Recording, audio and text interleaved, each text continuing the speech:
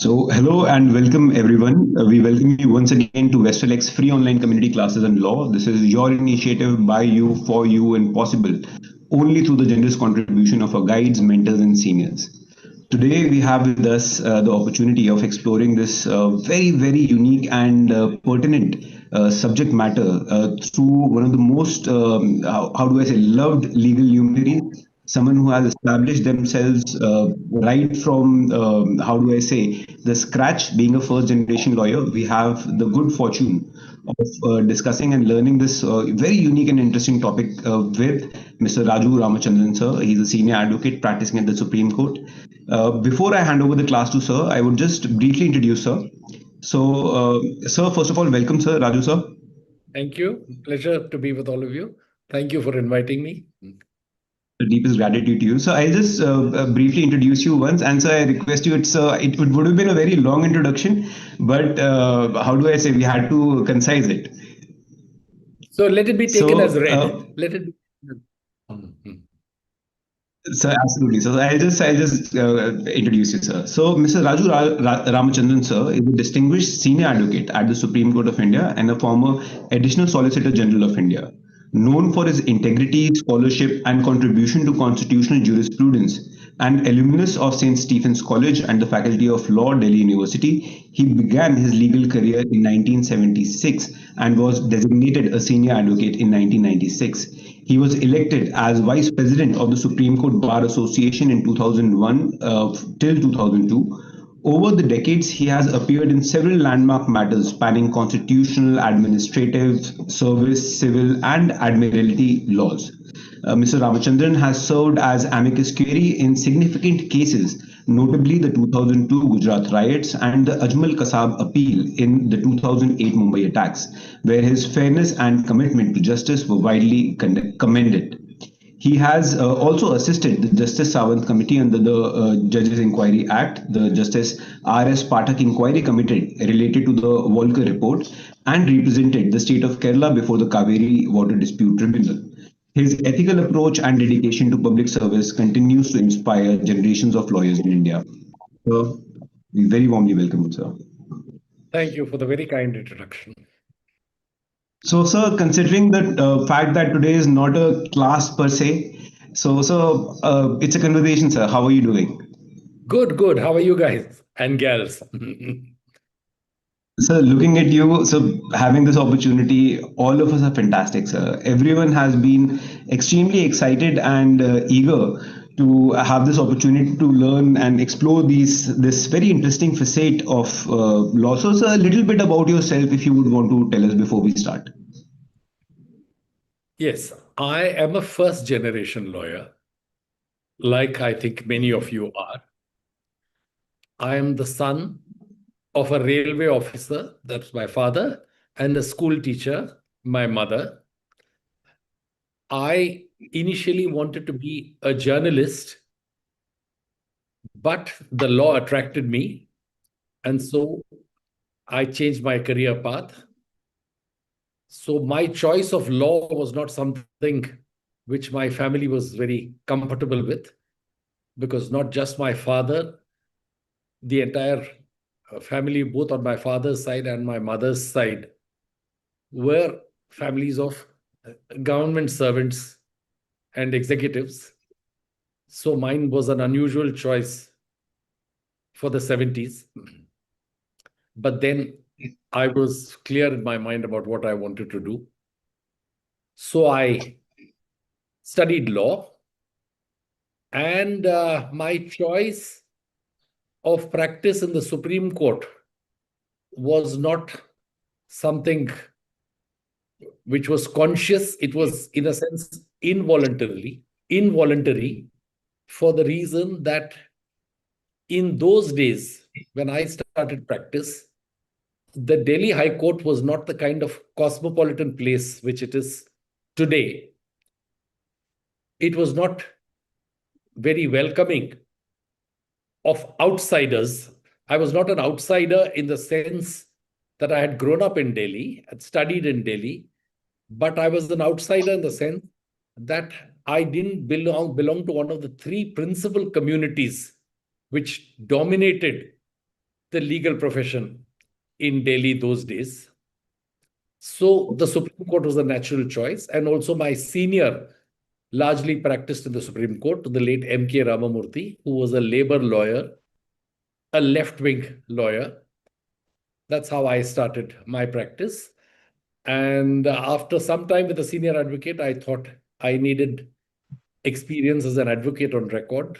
So I joined the late Mr. S.K. Dholakia, who later became a senior advocate. But when I joined him, he was an advocate on record, and that was the reason why I joined his chambers. I worked with him for some time. And then I chose to become independent, which was something very brave, because it sounds very nice to say I'm independent, but where will the work come from? And I remember asking my seniors, lawyers who had been in the profession for, say, 5 or 6 years more than me, how does work start coming? And I'm sure many youngsters today also ask the same question. So I faced the same uncertain future. So I did a lot of drafting work for other lawyers, and I wrote head notes for SCC. And one used to be paid per page of judgment. So I liked long judgments only because they paid me more. Though today, as a practicing lawyer, of course, you tire of long judgments. But therefore, I faced the struggle which so many of our younger viewers today will be facing. So I understand the trials and the tribulations and the struggles which young litigators face. I've been through all that. I became an advocate on record. Work started coming slowly. By God's grace, I was able to argue interesting and important cases, and I became a senior advocate, comparatively young. And then, of course, the rest of my journey is fairly well known.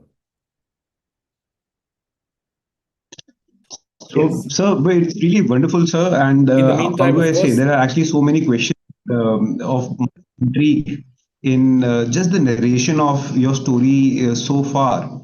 But sir, the good fortune that I've had of discussing with you certain very important things which are relevant to you, they shape up so much that how do I say that I find it very difficult to start. But considering that we have only limited time with you today, I would want to directly come to the topic itself.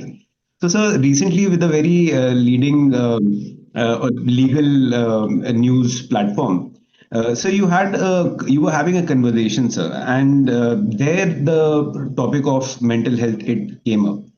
So, sir, would you want to share a little bit about that, sir, some light on that?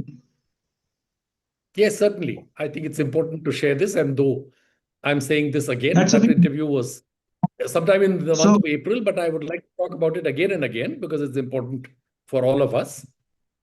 So let me share that particular story. And so after that, talk about the normal stresses and tensions which all of us face. I'll come to that a little later. But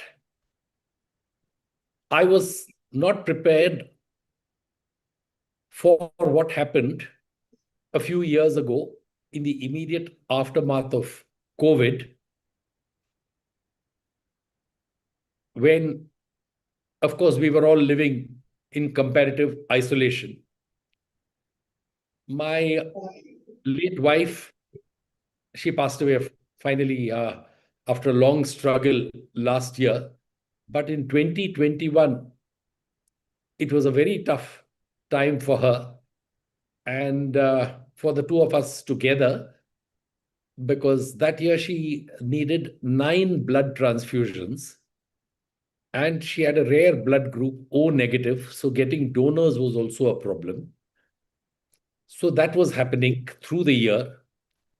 My mother, who was old and otherwise had lived a full life, and if she had passed away in the normal course one would have called it what in Tamil we say Kalyana Maranam, that is a happy passing, but we were not prepared for her going in the delta phase where even getting beds was a problem, oxygen was a problem, but we were lucky. Finally, we managed to find a bed for her, but she passed away without our having access to her.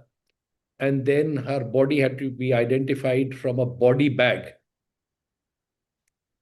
And so these were two crises. And the third was my inability to cope with new technology in terms of virtual hearing. So when I came back to practice, ultimately I was determined to master it, and I think I can cope with it now. I'm speaking to you now on this new medium. But my inability to cope with new technology in terms of court hearings was another stress factor. So without realizing this, I slipped into clinical depression. And so I had to seek professional help, which I did, and was treated. By God's grace, the treatment helped me. At that stage, I didn't think I'd suspended my practice naturally. I didn't think I'd ever be able to understand a brief again, let alone argue a case. But then I was back after 2.5 years, and I found that I could argue. I've argued constitution bench cases after that. I've addressed a 7-judge bench. But that was a particular phase in my life. And the reason why I wanted to go public about it as I went in April in that interview is to share with my friends, fellow lawyers, that a crisis can hit us at any time.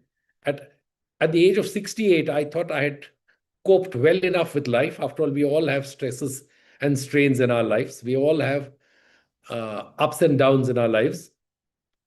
I thought I had mastered all that. But then this happened.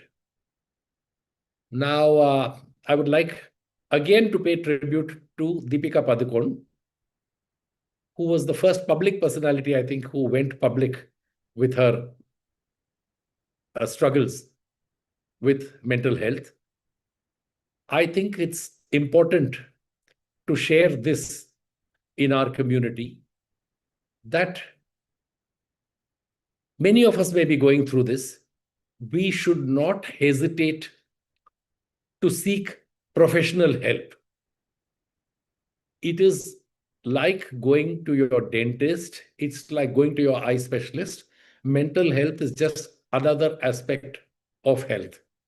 Now, you may very well ask, if you are a fairly social person and you're a family person, won't talking to friends and family be enough? Well, in some situations, it may be. In some situations, it may not be. And let me tell you, as a male friends are inadequate. I have been fortunate that I have had very good women friends in whom I have been able to confide over the years. They've been my strength. But a male friend, let me tell you, is very matter of fact, the typical male friend. You won't be able to speak at length about what's troubling you. He's going to tell you, oh, you've said that, yes. He'll be like the judge who's telling you not to repeat yourself. Now, the point is, friends may not be enough. And so one should not hesitate to seek professional help. It could just be a psychotherapist. It could just be talk therapy. You might need medication, in which case you see a psychiatrist who prescribes medication. But these things work, and there is nothing to feel ashamed about. And that's what I want to tell those who are watching this show today. Treat it as as you would any other kind of health problem, which you wouldn't hesitate to talk about. And you can conquer it.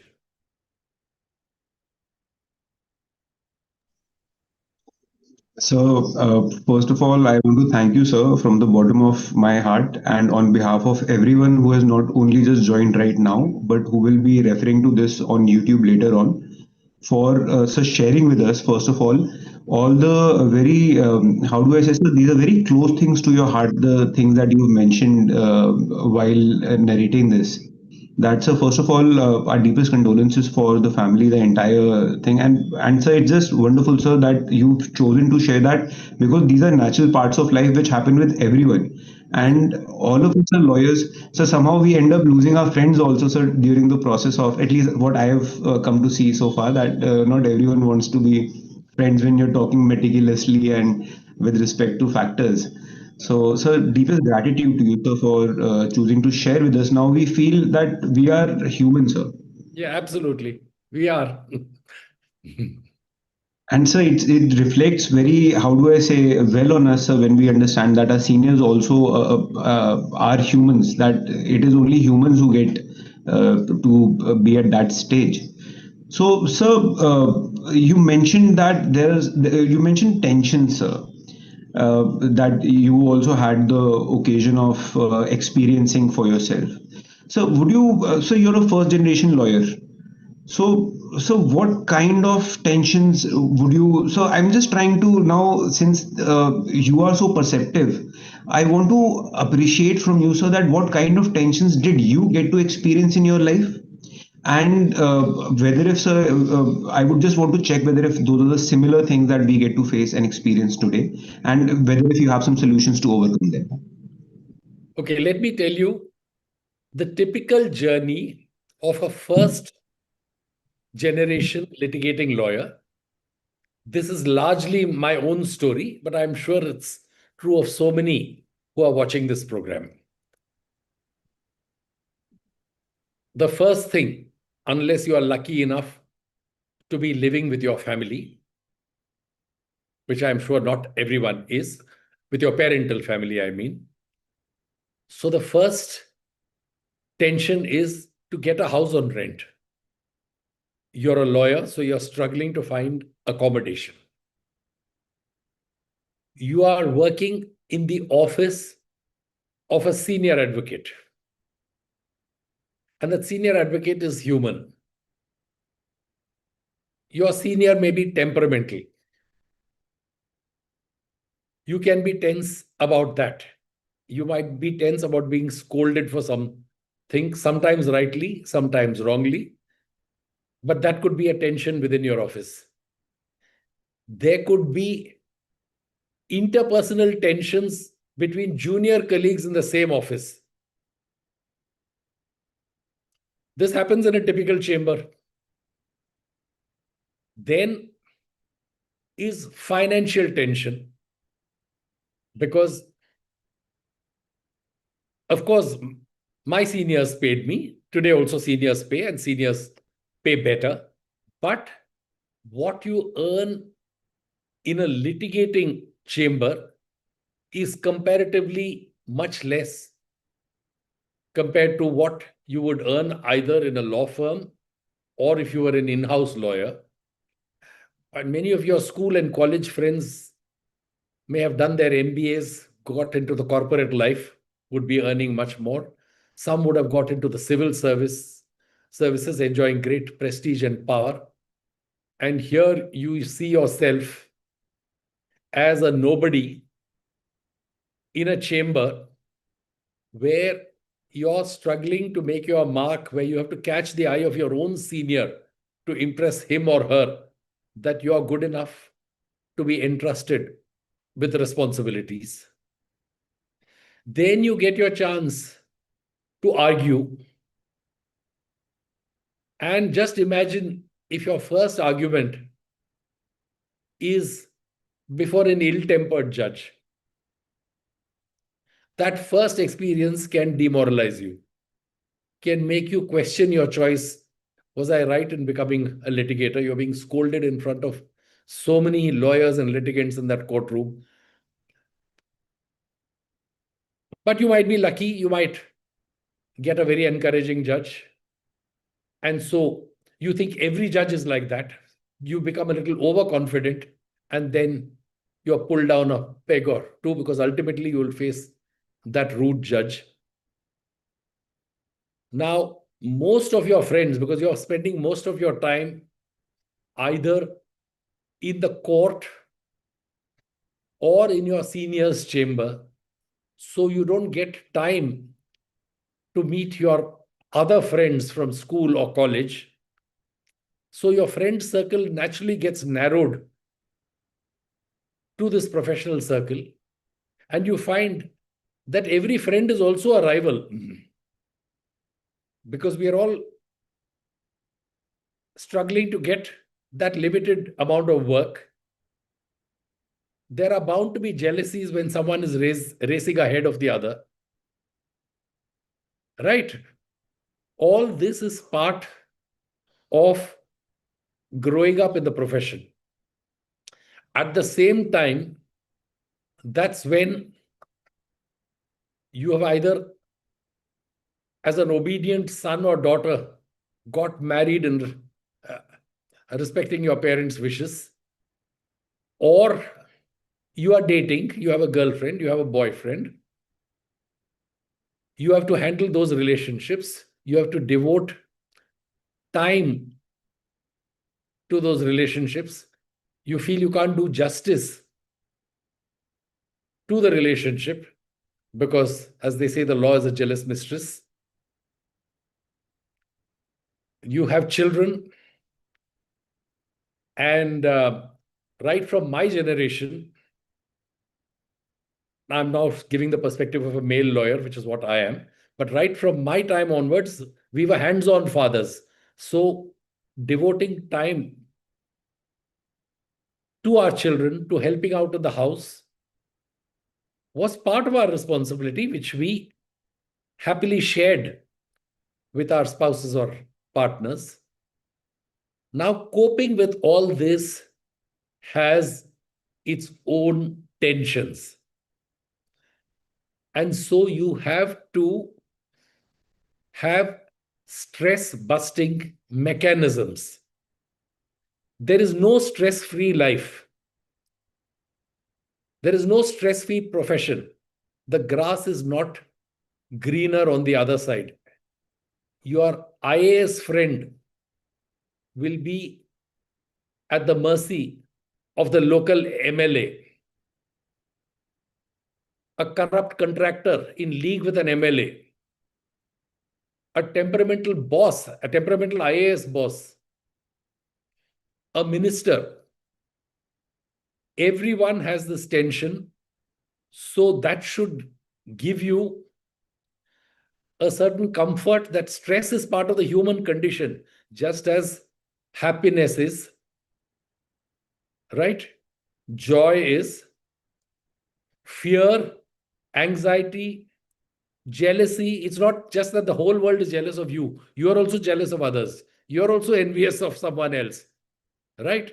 You also think you haven't got your due. So this is part of everyone's journey. So you need to be focused and centered.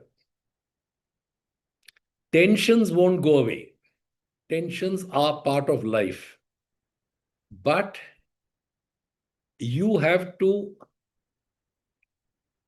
develop an attitude of gratitude for what you have.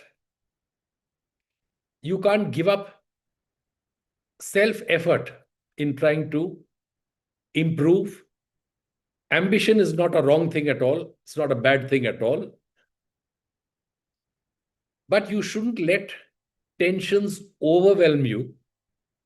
And therefore, the need, I think, for meditation, the need for regular physical exercise, and the need to stay connected with your hobbies and passions, even if they take a comparative backseat in your professional growing years, because the profession demands more of your time. But staying connected with your interests, your hobbies, your passions, whether it is reading, whether it's painting, whether it's photography, whether it's hiking, whether it's music. I think all that gives you a sense of balance.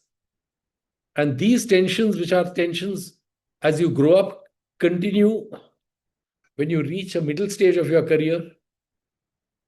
A litigating lawyer at 45 wonders if she or he can become a senior advocate. If they want to be a judge, how are they going to catch someone's eye? You become a senior advocate, there is a struggle among younger senior advocates. There is a struggle among older senior advocates. The need for prominence, the struggle for prominence, the desire to be in important cases. All this is part of professional life till the very end. And therefore, you need to be centered, focused, and have a sense of balance and a sense of humor. Yes, please ask me the next question. I want to pause now. So it's actually so beautiful when you're talking that I just want to, let whatever falls, I just want all of it to come. So बोलते हैं हिंदी में निचोड़ना कि मैं तो आपको जो पूरा रस है मैं चाहता हूँ वो No, उसका but you have to निचोड़ आ make जाए. the effort to squeeze. You have to make the effort to squeeze more out of me. Certainly. So very interesting things, sir. You mentioned with respect to what are obviously, sir, you started off with your own personal challenges. You mentioned what are the kind of challenges which come in the life of a journey of a lawyer in general. And I personally absolutely agree with everyone, and I request everyone to kindly in the chat box also you can just give a thumbs up if you find that those are relevant. Because I'm telling you, when I was trying to find a rental house for myself, the moment I told the property dealer that I am an advocate, he said that whatever he told me some options, he said all of them are gone. None of them are for you. So apart from the financial bit, there are also these things which are associated with the profession. So this largely covers what happens with a young lawyer while he's trying to establish himself. A very interesting point, sir, that you mentioned was with respect to seniors also. So, sir, what about some senior lawyers? What about lawyers who are not designated seniors but senior in the profession? What about judges who are relatively at their? They also would be having very different kind of stress. Then post retirement, there would be a lot of things. Yes, So, sir, absolutely. what is your take on that? No, so my take is that these are all inevitable part of any profession. Rivalries, right? Fighting, gossip, snide remarks, the feeling. You mean to say that judges are not jealous of each other, that, oh, so and so has got this roster and I am sort of fuss out here with civil revisions? Yeah. So that is Uh, so uh, in every sphere of our profession. And it's not that one Supreme Court judge doesn't think of another Supreme Court judge that this person is doing it for publicity. Yes. so then, what is your take on ambition? My take on, sorry, I didn't get your question. Ambition. So, is ambition the root cause of the problems? I said it earlier. Ambition is not wrong. I mean, can I honestly say that I didn't come into the profession with a view to becoming a senior advocate? Of course, if you don't have ambition, you don't excel. But the question is how you balance ambition, how you ensure that ambition doesn't consume you. Pursue your ambition in legitimate ways. Don't allow ambition to destroy your peace of mind. Don't allow ambition to make you compromise on your principles. But yes, of course, you shouldn't feel ashamed of saying, yes, this is my goal. Why be shy about it?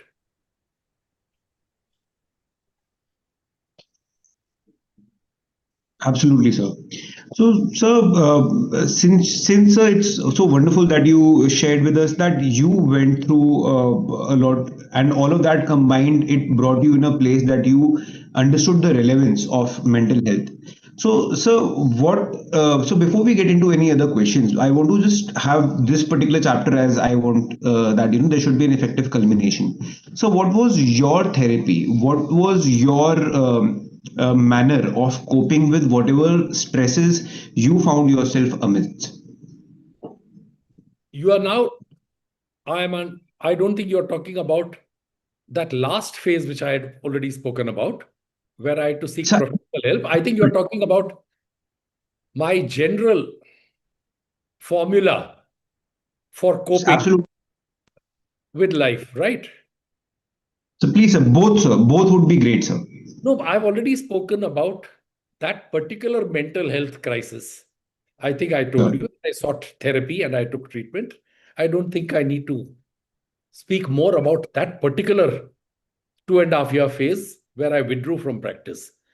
I think what is So, more relevant now for me to talk about is how in this long journey, because I'm now in my 50th year of practice, how I have generally coped. I would say that meditation has helped me.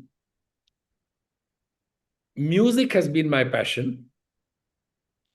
Listening to music, of course, but I was also formally trained in music, and I have now returned to singing. I have a music teacher who comes to this very workplace where we are sitting just now and doing this show. I am a voracious reader, and I write also a lot. I've been writing for the popular press. I've contributed academic essays. I'm now in the midst of writing a book on 12 or 14 lawyers who have impressed me in the course of my long career. That book is scheduled for publication next year. So I'm working on that. So all this keeps me busy. I'm professionally reasonably busy. I'm not as busy as I used to be. And since I have crossed the age of 70, I'm happy with the amount of work which I am doing. I don't want to be too busy, but I do want to be doing challenging cases. And I'm lucky enough to still be getting interesting and challenging cases.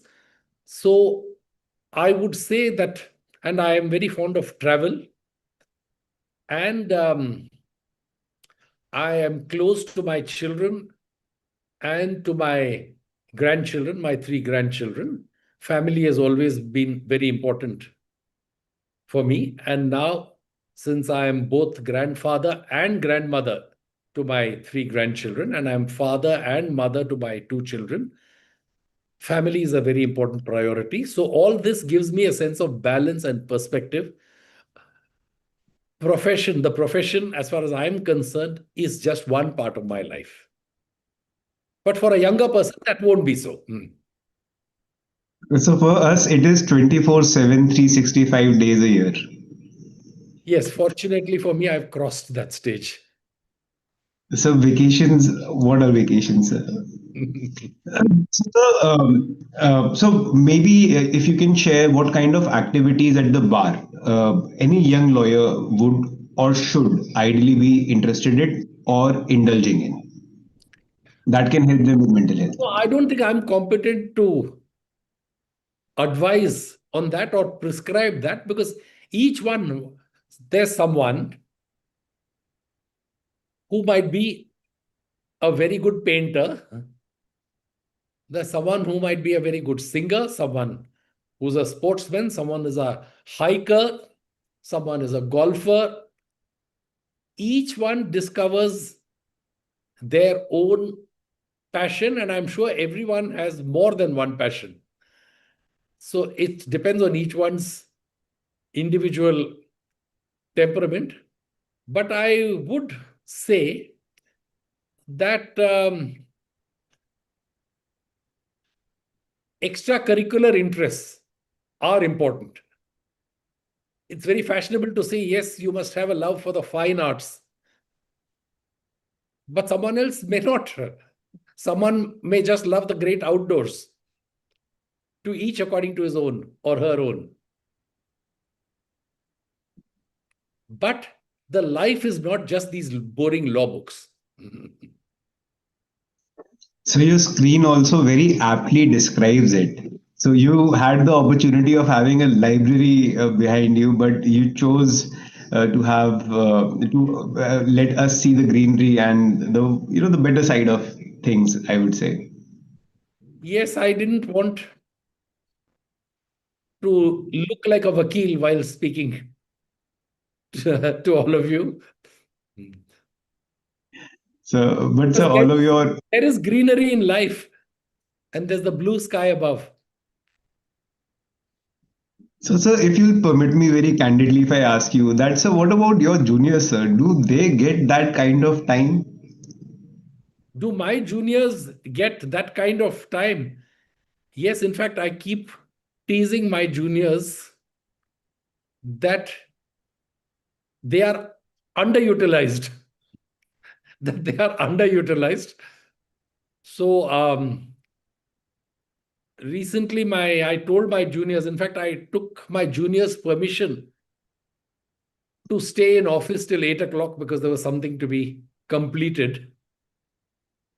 So I don't think my juniors have seen late nights in my office.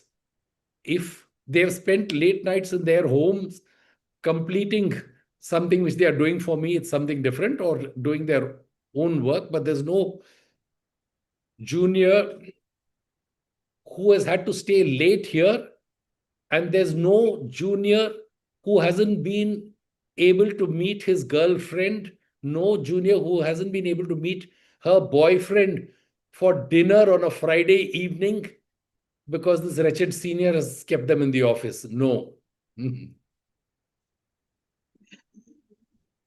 Sir, where do I send my job application? Yeah. So that was in lighter veins. Grateful to you, sir, for kindly, how do I say, sir, accommodating. So, but I see a few friends of mine in the audience presently, whom I won't say, I won't, neither would I name them, so not their seniors, but they've, how do I say, sometimes I've seen them troubled. Some of them have chosen to quit the job, probably do work someplace else. Someone just keeps on bearing it and keeps on working like that. A lot of female friends also, what I understand, they also face very similar issues. Their offices are far, 1 or 2 hour traveling and all. So what is your advice to them? My advice to those who are feeling frustrated in their present situation, well, one is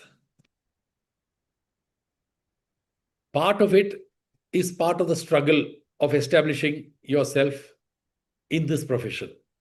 Because if you have chosen litigation, it is a struggle. But so therefore, you have to make a choice. On the one hand, you have a good senior. On the other hand, his or her workplace is far from where you live. And so it's a long commute. You have to make a trade-off. You can work with someone who's closer to you. If there is a vacancy, if the person is good, well in, he's inclined to take you. But then the work culture there may be toxic. It may not be as pleasant or salubrious as the previous office. So you have to strike a balance. You have to prioritize. But of course, If you are in an absolutely toxic place, either in terms of your peers or your colleagues, or if you are with a senior whose behavior with you or treatment of you is not consistent with your dignity, then of course you shouldn't stay on, you should move. But at the same time, I would say, and that would be so in any other profession, in any other job, you can't be thin skinned. You have to be prepared to be pulled up. You may be rightly pulled up sometimes, which is for your own good. And after all, the person for whom you're working is also entitled to get good work from you. That's why she has hired you. So is entitled to get good work from you. But sometimes your employer, your boss, can lose his cool for the wrong reasons. And you have to forgive your senior as you would forgive your parent. After all, our parents have also scolded us unreasonably sometimes. So you also have to have the maturity, and I'm sure most of the young lawyers here do have that maturity to understand what is merely a passing storm and what is not something which is merely passing, but which is intolerable or toxic behavior. You have to take a call.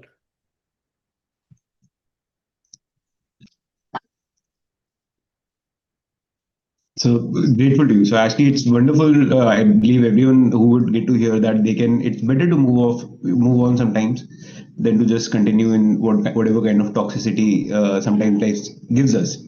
Yes, but at the So, same time, so I'll sir, repeat. At the same time, let me repeat, don't be thin-skinned. A certain amount of thick skin is required even when you're facing the judge.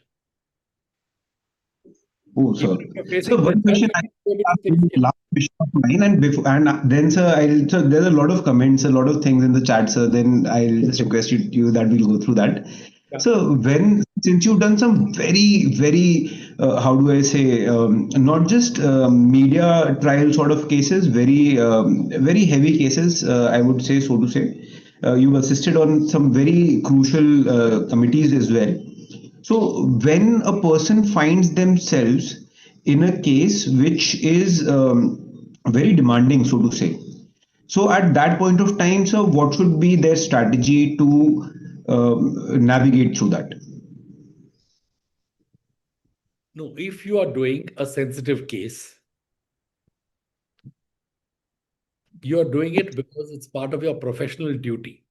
Now, I can only give from my own example. When I did Ajmal Kasab's case, the court asked me to take up the case, and I did it as part of my duty as a lawyer and as a part of my duty to the Indian legal system, which has brought me to this place, to which I owe so much. It was important for the Indian legal system that a senior lawyer should represent the most dreaded accused accused of an act of terrorism, because the legitimacy of the verdict convicting him and sentencing him to the ultimate penalty, that legitimacy would be there in the eyes of the world only if he was afforded proper legal assistance. And so that was the spirit in which I did it. And I am lucky because I did it in the Supreme Court. The case was argued in a relatively sanitized atmosphere. I don't think more than 2 or 3 lawyers might have asked me why I was taking up this case. Otherwise, there was complete understanding that I was doing my duty. I only got words of support and encouragement from both my young and older colleagues.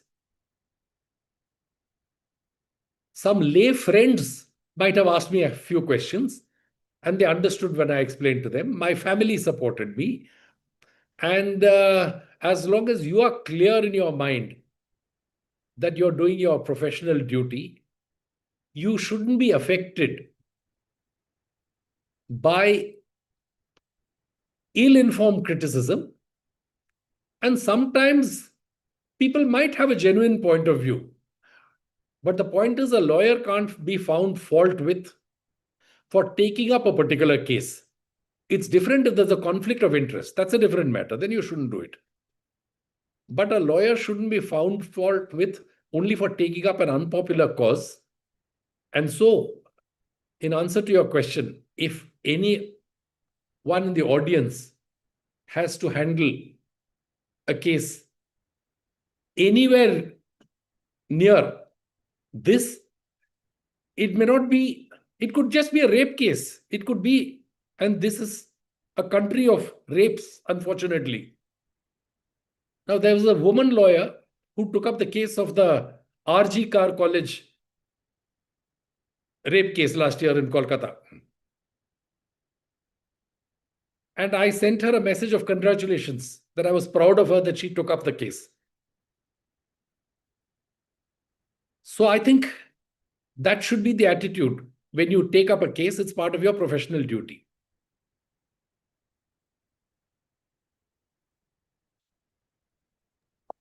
Thank you, sir. So thank you so much. Actually, sir, that Ajmal Kasab case, it has given me strength a lot of times myself. Whenever I found myself in a matter which is very, to my understanding, precarious at that point of time. And so, what you mentioned very rightfully again, sir, the heinous offences such as bodily offences such as rape and all.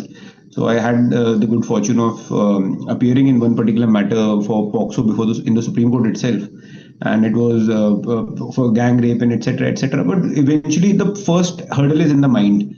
Once that a person can, I think, overcome, then they can break down all the other aspects of it, and then it becomes relatively simpler, I think. But so That's it right. becomes very taxing. Because it's very taxing, sir. Such these offenses, they become very taxing, sir. Just for lawyers also. Absolutely, absolutely. I mean, and you rape, I mean, what can be more abhorrent than rape? But then you're a lawyer, and if this is your field of practice, if you're a criminal lawyer, then you can't say, I won't touch a rape case. Isn't it? So the word itself, people are scared of uttering the word also. That it does not find in elite books. But But then certainly, sir. lawyers, we have to remind ourselves that we are not judges. The judge will So decide who is guilty, who is not.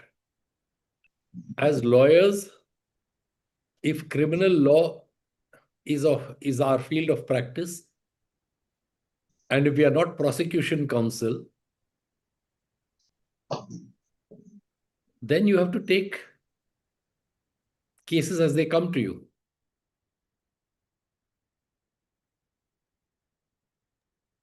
So, if I may also just kindly just request your small insights on. So, the prison system is a reformative system.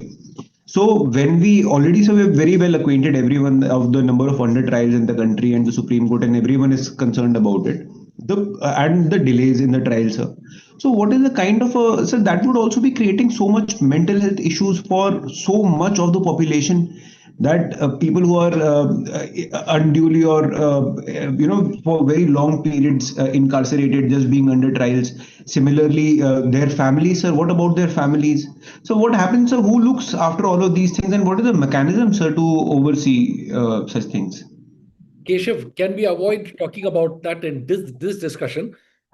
As a matter of fact, only today I was in a case where this was one of the issues involved. Prisoners under death sentence, how mental health would be a factor which should be assessed and which would be a factor while considering whether death sentences need to be commuted. So the mental health of prisoners is a completely different and a very vast subject. So let's stick to mental health for professionals in the short time that we have. And if there are some more questions, I'm happy to come back to that larger issue on any other program which you have. We will do that, sir, please. Whenever you feel comfortable. But so now, so I'll request that we'll just see the chat box for a second. So, We have sir, a only lot another of five how do minutes or so. I think we have only another 5 or 7 minutes. So, sir, we just keep it crisp. So, so there is one question from Miss Amita Joshi. She says, Amita ma'am, would you want to ask your question? Amita Joseph. Yeah, I think the question is articulated there. It's about the fact that there's so much of negativity in the courts and outside, in public life and in public discourse, and of a falling trust and in the courts themselves and the legal systems to render justice. How does one cope with this? hi, Amita. Yes, I understand your question as meaning that we as lawyers are very much part of this system. And so, as far as society is concerned, we are also answering society about the law's delays, the law's inconsistencies. Is that right? Is that what you mean? That's a burden Absolutely, which all of us absolutely, carry. Yeah, we can't absolutely. just blame it on the judges. We, as part of the system, Yeah, yes, have to face this. yeah. There's no way we can escape. And I keep getting asked, what is this judgment about? Where are you going? Go Yeah, back that's this. right.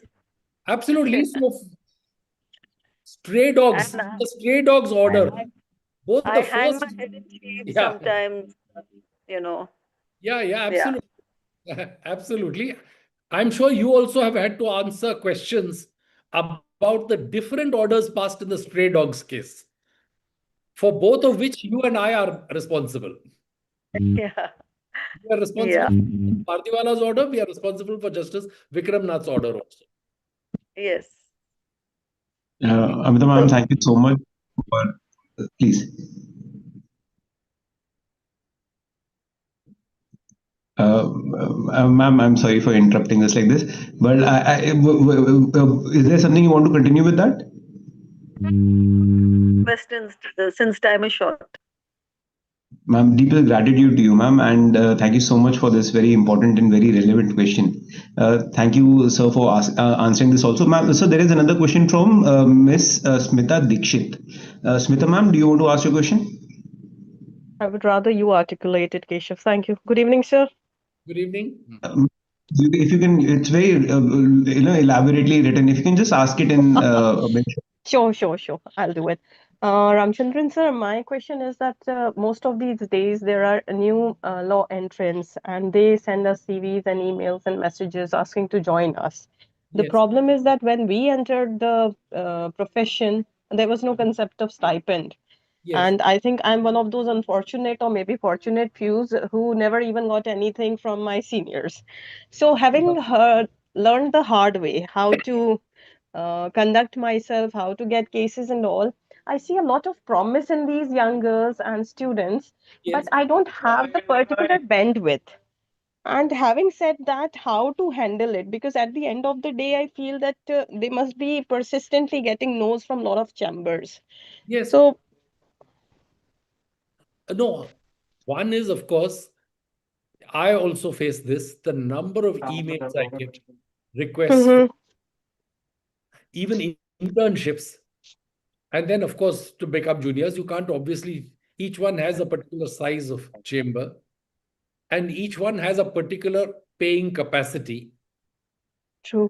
You can't go beyond your own means. But there is definitely a great difference between, I don't know how many years you've put in, but as I told you, I'm in my 50th year. between my time and now. But even in my time, in Delhi, there was always a system of payment. It may not have been adequate in some chambers and initially, but there was. But the Bombay system is totally different. And where, for the privilege of reading in a senior's chambers, you shouldn't expect to be paid.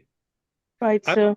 The late Fali Nariman giving a talk in the Bar Association where he said about somebody else who had apparently told him proudly that these are my juniors and I pay all of them. And the late Fali Nariman said, I said to him, don't pay them, teach them instead. You pay them, they'll spend it all on drink. Now, I was shocked. I was shocked. But then that is a particular culture where no, juniors are not paid. You wait, you get noticed, solicitors will brief you, but that's not how. Everyone doesn't live on love and fresh air. And so we have to.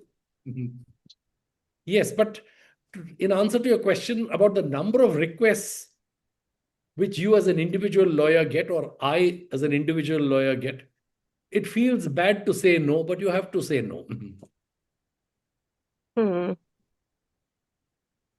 Yes. Thank you, sir. so much for your question. So, since time is absolutely gone, and there are many questions that I've been unable to open also, since I've taken all the time today, for which I'm grateful to you for giving. So, one final question I'll just request.